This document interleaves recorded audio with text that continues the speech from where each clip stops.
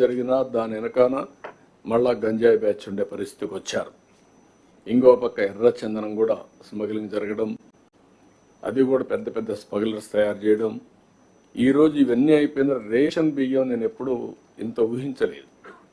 Ration బియ్యం recycling, మళ్ళీ పోర్టుల్ని చేసుకొని రేషన్ బియ్యాన్ని ఎక్స్పోర్ట్ చేయడం, స్మగ్లింగ్ చేయడం, ఇదొక పెద్ద మాఫియా. అంటే ఏదైతే మేము ఆ రోజు చెప్పామో ఈ మాఫియా కూడా ఒక బలమైనటువంటి నెట్వర్క్ చేసుకొని రూట్స్లోకి వెళ్ళిపోయే పరిస్థితికి వచ్చారు. కానీ ఒకటే నేను మిమ్మల్ని కలెక్టర్స్ అందరినీ కోరుతున్నా, ఐఎమ్ వెరీ క్లియర్, ఎట్టి పరిస్థితిలో మీ జిల్లాలో ఎక్కడైనా సరే ఇలాంటి ఉంటే మాత్రం మీరు ఇంకా డెప్త్కి వెళ్లాల్సిన అవసరం ఉంది. రూట్స్తో కూడా పెకలించాలి, కట్ చేయాలి. ఇవి రాబోయే 2-3 నెలల్లో ఈ ప్రభుత్వం ఎక్కడ ఉపేక్షించాం, ఫర్మ్గా ఉంటాం. మిమ్మల్ని కూడా అందుకే నేను కోరుతున్నా, దీన్ని ఏ విధంగా చేయాలో ఎప్పటికప్పుడు ఐడియాస్ ఇస్తాం. మీరు కూడా ముందుకు పోవాల్సిన అవసరం ఉంది. ఇంకొక పక్కన ఒకప్పుడు ల్యాండ్ గ్రాబింగ్ చూసాం, పొలాల్లో కొద్దిగా గట్లు కబ్జా చేసే చూసాం. ఇప్పుడు ఏకంగా పోర్ట్లు, సెజ్లు, ఫ్యాక్టరీలు ఇవి కూడా కబ్జా చేసే పరిస్థితి వచ్చాం బెదిరించి. అవి కూడా కరెక్ట్ చేస్తున్నాం. ఎప్పుడు కూడా ఒకసారి తప్పు జరిగితే మళ్ళా ప్రజాస్వామ్యంలో దీన్ని కరెక్ట్ చేస్తారని నమ్మకం కలగాల్సిన అవసరం ఉంది, విశ్వాసం కల్పించాల్సిన అవసరం ఉంది. డెఫినెట్గా ఇలాంటి సెటిల్మెంట్స్ ఎక్కడ జరిగాయో అందుకే కొత్త యాక్ట్ కూడా తీసుకొచ్చాం. ఏదైతే ల్యాండ్ గ్రాబింగ్ యాక్ట్ కూడా తీసుకొచ్చాం. చాలా ఏదైతే ల్యాండ్ కబ్జా చేస్తే ఎవరైతే కేసు పెడతామో వాళ్ళు ప్రూవ్ చేసుకోవాలి. ఒకప్పుడు అట్ట కాకుండా డిపార్ట్మెంట్ ప్రూవ్ చేసుకునే పరిస్థితి ఉంది. ఇప్పుడు యాక్ట్ కూడా పకడ్బందీగా వచ్చింది. దీనికి పర్ఫెక్ట్గా మీరు వర్కౌట్ చేయాల్సిన అవసరం ఉంది.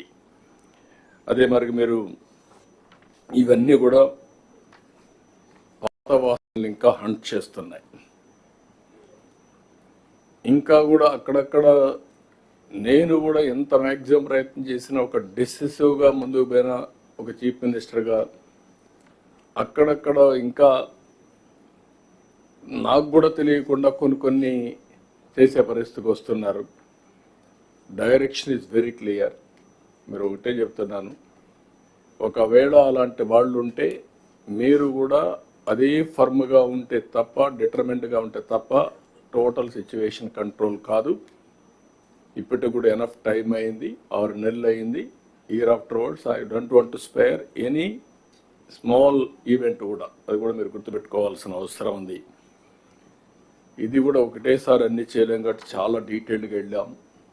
7 వైట్ పేపర్స్ని పబ్లిసైజ్ చేశాం. అక్కడి నుంచి మొత్తం కరెక్ట్ మెషర్స్ పెట్టాం. కడాన గవర్నమెంట్ ఆఫ్ ఇండియా ఇచ్చిన డబ్బులన్నీ కూడా డైవర్ట్ చేస్తే ఆ డైవర్ట్ చేసిన డబ్బులంతా కూడా ఇప్పుడిప్పుడే గవర్నమెంట్ ఖర్చు పెట్టి మళ్ళీ యూసీలు ఇచ్చి మళ్ళీ డబ్బులు తీసుకొచ్చే పరిస్థితికి వచ్చాం. ఇంకొక పక్కన జిఎస్టిపి కూడా మీరు ఒకసారి చూస్తే మనం అది కూడా ఈరోజు మీతో మాట్లాడుతున్నాం. ఆ డీటెయిల్స్ కూడా ఒకసారి మీతో డిస్కస్ చేస్తాను. ఇంకొక పక్కన ఒక 20 పాలసీలు తీసుకొచ్చాం. విజన్ 2047 డాక్యుమెంట్ తీసుకొచ్చాం. మీరు కూడా విజన్ తయారు చేశారు, జిల్లాలకు కానీ మండలాలకు కానీ మీరు కూడా తయారు చేశారు. ఇందులో ఇండస్ట్రియల్ డెవలప్మెంట్ పాలసీ తీసుకొచ్చాం, MSME policy, food processing policy, electronic policy, private park policy, clean energy policy, semi conductor policy, drone policy, data centre policy, smart policies, green energy, ఇవన్నీ కూడా తీసుకొచ్చాం. ఇవన్నీ కూడా 20-25 పాలసీలు, టూరిజం పాలసీ కూడా తీసుకొచ్చాం.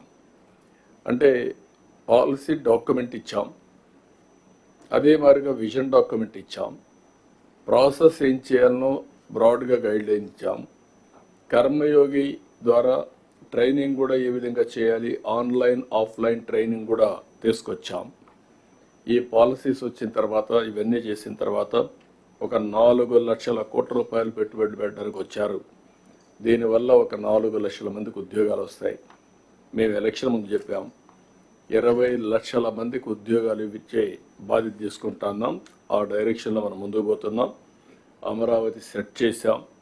దగ్గర గవర్నమెంట్ ఆఫ్ ఇండియా 15,000 కోట్ల రూపాయలు ఇచ్చారు. నరేంద్ర మోడీ గారు అయితే పూర్తిగా సహకరించి 15,000 వాళ్ళు ఇచ్చారు. ఇంకొక 11,000 బయట కూడా 16,000 కోట్లు వేరే ఇన్స్టిట్యూషన్ దగ్గర డబ్బులు తీసుకునే పరిస్థితికి వచ్చాం. ఇప్పటికే ఒక 31,000 కోట్ల రూపాయలు అమరావతికి ఫైనాన్స్ మొబిలైజ్ చేశాం. అల్టిమేట్గా 50,000 కోట్లు కావాలి బిగినింగ్లో. దానికి కూడా ఏం చేయాలో వర్కౌట్ చేస్తున్నాం. ఇంకొక పక్కన పోలవరం నిర్మాణానికి 12,157 కోట్ల రూపాయలు కేంద్రం ఆమోదించింది, శాంక్షన్ చేశారు. 2027కు పూర్తి చేయడానికి ఒక టైం బౌండ్ ప్రోగ్రాం పెట్టాం. దీనికి కూడా చాలా క్లియర్గా ఎవ్రీ మంత్ ఏం చేయాలనో ఇచ్చిన తర్వాత ఎట్టి పరిస్థితుల్లో 27కు పూర్తవుతుంది. ఇంకొక పక్కన మీరందరూ కూడా చాలా సిస్టమేటిక్గా పేదల సేవలో పింఛన్లు ఇచ్చే కార్యక్రమానికి శ్రీకారం చుట్టాం. 64 లక్షల మందికి ఎలాంటి ఇబ్బంది లేకుండా ఇంటికి వెళ్ళి పింఛన్ ఇస్తున్నాం.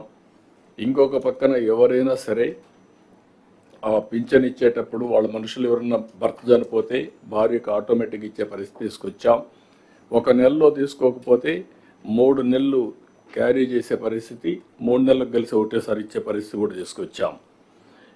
ఒక విషయంలో మీరు గుర్తుపెట్టుకోవాల్సింది, దేశంలో ఇంత పెద్ద ఎత్తున పింఛన్లు ఇచ్చే ఏకైక రాష్ట్రం ఆంధ్రప్రదేశ్ రాష్ట్రం.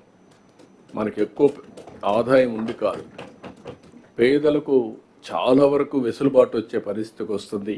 4,000, 6,000, 10,000, 15,000 రూపాయలు ఇస్తున్నాం.